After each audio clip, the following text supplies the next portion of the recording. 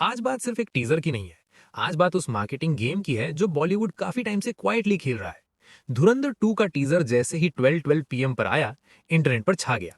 लेकिन इंटरेस्टिंग बात यह है कि लोगों ने सबसे ज्यादा बात एक्साइटमेंट की नहीं, कंफ्यूजन की। क्योंकि जो ऑडियंस कुछ नया देखने आई थी, उन्हें फील हुआ जैसे पुरानी कीज को एक शाइनी कवर में दोबारा पैक करके बेच दिया गया हो। और हाँ, 12:12 पीएम कोई रैंडम टाइमिंग नहीं है। ये आदित्य धर और रणवीर सिंह के लिए अब एक तरह का साइकोलॉजिकल रिचुअल बन चुका है। इसका काम सिंपल है, ऑडियंस के दिमाग में ये बैठाना कि धुरंधर सिर्फ फिल्म नहीं, एक इवेंट है। लेकिन जब इवेंट के नाम पर वही फुटेज दिखे जो हम थिएटर और ओटीटी पर पहले ही देख चुके हैं, तो सवाल उठता ही है, ये स्मार्ट ब्रांडिंग है या फिर ऑडियंस के एक्साइटमेंट के साथ थोड़ा सा खेल। सच ये है कि धुरंधर पार्ट 1 की लेगेसी इतनी हैवी है कि उसके प्रेशर में कोई भी सीक्वल दब सकता है। 1300 करोड़ से ज्यादा का वर्ल्ड वाइड कलेक्शन, 4 करोड़ से ऊपर फुटफॉल्स और ऐसे प्रॉफिट मार्जिन्स जो बॉलीवुड के बड़े बड़े ब्लॉकबस्टर्स को भी पीछे छोड़ देते हैं।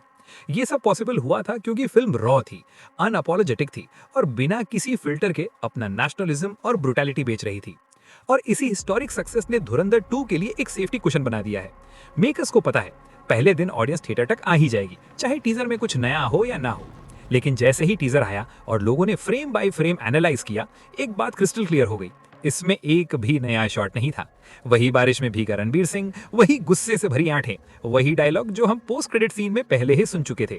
इसी वजह से सोशल मीडिया पर वर्ड्स आए, रिसाइकल टीजर, मार्केटिंग स्कैम। और कंट्रोवर्सी ये नहीं है कि फुटेज पुरानी है, कंट्रोवर्सी ये है कि पुरानी चीज को नया प्रोडक्ट बोलकर प्रेजेंट किया गया। अब कुछ लोग इसे आदित्य धर का मास्टर स्ट्रोक कह रहे हैं। उनका लॉजिक है, स्टोरी लीक से बचने के लिए जानबूझकर कुछ नया नहीं दिखाया गया। लेकिन अगर हम थोड़ा न्यूट्रल और फियरलेस एनालिसिस करें तो सवाल सिंपल है, जब फिल्म इतनी पावरफुल है, स्केल इतना बड़ा है, तो टीजर में सिर्फ एक नया फ्रेम दिखाने से इतना डर क्यों? अगर टीजर में कुछ जेन्युइनली फ्रेश लगा है तो वो है इसका बैकग्राउंड म्यूजिक। बॉलीवुड के यूजुअल साउंड के बजाय डोजा कैट का इंटरनेशनल ट्रैक यूज किया गया है। इसका सिग्नल क्लियर है, धुरंधर 2 सिर्फ देसी मार्केट के लिए नहीं, ग्लोबल ऑडियंस के लिए पोजीशन की जा रही है। लेकिन यहाँ भी एक रिस्क छुपा है, क्या ये साउंड इंडियन मास ऑडियंस से कनेक्ट करेगा या फिर ये सिर्फ जेन जी को इंप्रेस करने वाली एक कॉस्मेटिक स्ट्रेटेजी है? रणबीर सिंह का कैरेक्टर इस बार स्पाई कम और मॉन्स्टर ज्यादा लगता है। एक ऐसा आदमी जो रूल्स फॉलो नहीं करता, सिस्टम को तोड़ता है। और फिल्म का सबसे बड़ा सस्पेंस अब भी वही है, बड़े साहब कौन है? क्योंकि मेकर्स जानते हैं मिस्ट्री ही इस फ्रैंचाइज का असली फ्यूल है, चाहे वो अर्जुन रामपाल हो, संजय दत्त हो या फिर सिर्फ अफवाहों का एक और लेयर हो। और दोस्तों, इस टीजर का एक और हिडन मैसेज भी है। 19 मार्च 2026 को सिर्फ धुरंधर 2 रिलीज नहीं हो रही, उसी दिन यश की टॉक्सिक भी आ रही है। South versus Bollywood, style versus brutality, Rocky भाई वर्सेस हमजा। ये क्लैश अब सिर्फ ट्रेड एनालिसिस का टॉपिक नहीं रहा, ये ऑडियंस के दिमाग में पहले ही सेट हो चुका है। फाइनल बात बिल्कुल सीधी है, धुरंधर 2 का टीजर एक स्ट्रेटेजिक धमकी जरूर है, लेकिन फैंस के लिए थोड़ा सा डिजिटल धोखा भी लगता है। इसने कंफर्म कर दिया कि फिल्म आ रही है, लेकिन ये प्रूव नहीं कर पाया कि फिल्म कुछ नया भी ला रही है।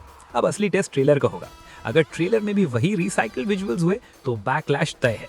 लेकिन अगर आदित्य धर ने अपने पत्ते अभी छुपा कर रखे हैं तो 19 मार्च को बॉक्स ऑफिस पर सुनामी आना भी पक्का है।